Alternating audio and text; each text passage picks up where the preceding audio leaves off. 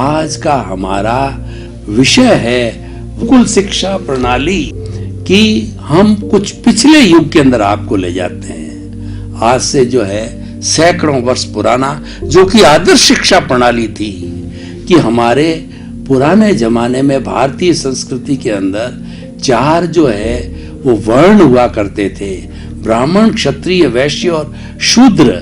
और इस वर्ण व्यवस्था के साथ साथ में जो हमारी जो आश्रम व्यवस्था भी थी, उस समय में 100 वर्ष की उम्र गिनी जाती थी। तो है शरेद शतम, इसका अर्थ यह है कि व्यक्ति 100 वर्ष जीता था पहले, क्योंकि वो प्रकृति की गोद में रहता था और प्रकृति उसके भीतर एक इम्यून सिस्टम लगा करके, यूनिबिल्ट सिस्टम लगा करके भेजती थी। वो शर्त थी उसके साथ में हमारी प्रकृति की, तुम मेरी गोद में रहोगे, तुम मेरे नियमों का पालन करोगे, तुम प्राकृतिक जीवन जियोगे, तो तुम्हारी उम्र 100 वर्ष की थी। और 100 वर्ष की उम्र को 4 भागों में विभाजित किया जाता था। 25 वर्ष की उम्र तक ब्रह्मचर्य आश्रम हुआ करता था, जो कि आज का हमारा विषय है गुरुकुल शिक्षा प्रणाली, जो कि 25 वर्ष की अवस्था तक ली जाती थी। और 26 वर्ष से 50 वर्ष की अवस्था में गृहस्थ आश्रम हुआ करता था, जिसके अंदर ब्याह शादी करके अपने बाल बच्चे होकर के बाल बच्चों को पैरों पर खड़ा करना वो उत्तरदायित्व होता था। और जब वो पूरा हो जाता था 50 साल की अवस्था के अंदर, 51 से 75 साल तक वानप्रस्थ जीवन होता था। मैंने भी गुरु कृपा से 55 साल की उम्र के अंदर वानप्रस्थ ले लिया था।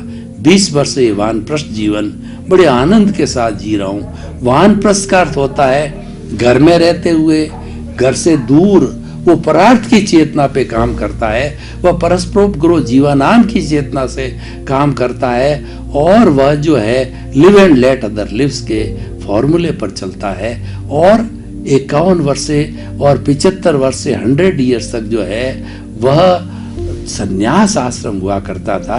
और आज हमारे संविधान में संन्यास लेने की उम्र जो है 9 वर्ष के बच्चा, जो जिसको कि हमारी जो संविधान के अंदर जो है धार्मिक स्वतंत्रता है, 9 वर्ष का बच्चा संन्यास ले सकता है। यानी संन्यास के अंदर कोई उम्र का फर्क नहीं रहता था, कोई उम्र की बात नहीं होती थी।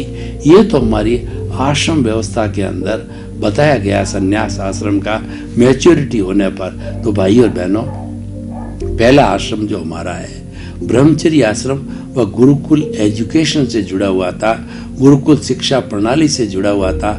उसका हम आज विवेचन करेंगे कि हमारे 4 वर्ण होता है, ब्राह्मण, क्षत्रिय, वैश्य और शूद्र।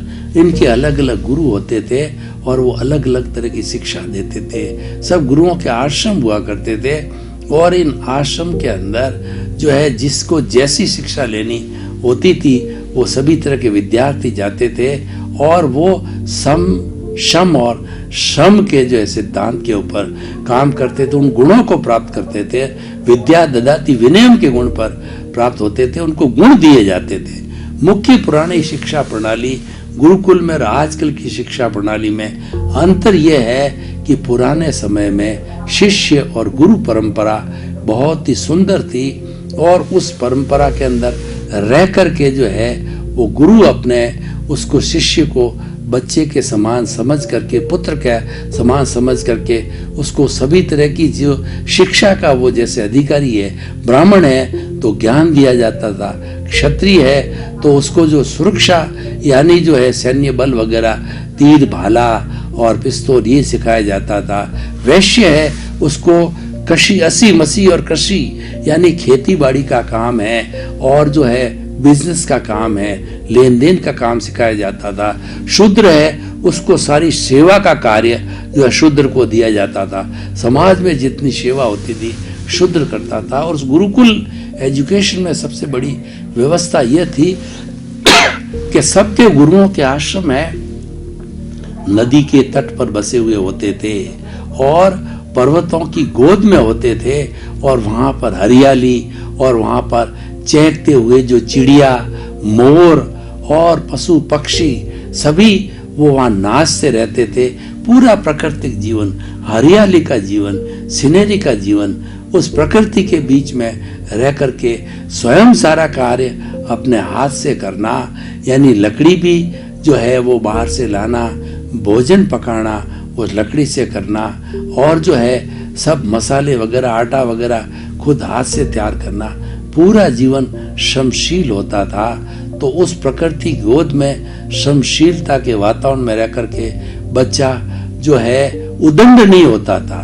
बच्चे में कभी भी सुपीरियरिटी कॉम्प्लेक्स नहीं आता था, कभी अहंकार नहीं आता था, क्योंकि गुरु विनयशील होते थे और गुरु सबसे पहले ज्ञान देने पर उसको विनय का ज्ञान देते थे। गुरु की सनिधि में रहते ही वो विनय सीख लाता था और उनको बताया जाता था कि विनाश का कारण है वह अहंकार है, उसको सबसे पहले छोड़िए, वो सबसे पहले उस पर कुठाराघात किया जाए, वो छुड़ाया जाता था। गुरुकुल एजुकेशन और आज की एजुकेशन में बेसिक डिफरेंस ये है, आज डिग्री दे करके और व्यक्ति को अहंकारी बनाया जाता है। पुराने जमाने के अंदर वह डिग्री तो प्राप्त करता ही था, उसको पंडित बनाया जाता था। विद्वान और पंडित में बहुत बड़ा फर्क होता है। जो विद्वान होता है वो शास्त्रों का ज्ञाता होता है और वो शास्त्रों का ज्ञाता होने पर अहंकारी भी हो जाता है। जरूरी नहीं हर एक अहंकारी हो, लेकिन अहंकारी हो जाता है। जबकि विद्या ददाति विनयम के सूत्र पर चलने वाला कभी भी अहंकार नहीं होता है, लेकिन जो प्रज्ञा जगत में काम करने वाला होता है, जो विवेके धम्ममाय्य के जो सूत्र पर काम करने वाला होता है, और जो प्रज्ञा चक्षु होता है, स्थित प्रज्ञ होता है, जो कि हमारे अवचेतन मन के स्तर पर काम करने वाला होता है,